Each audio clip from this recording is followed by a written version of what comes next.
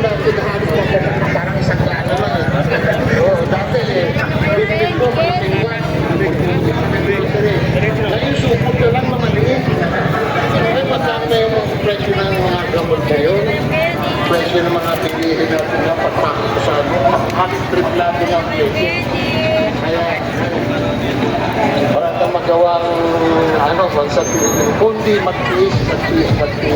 Nahihirapan ng marami na magkaroon ng trabaho dahil sa kawalan ng maayos na edukasyon.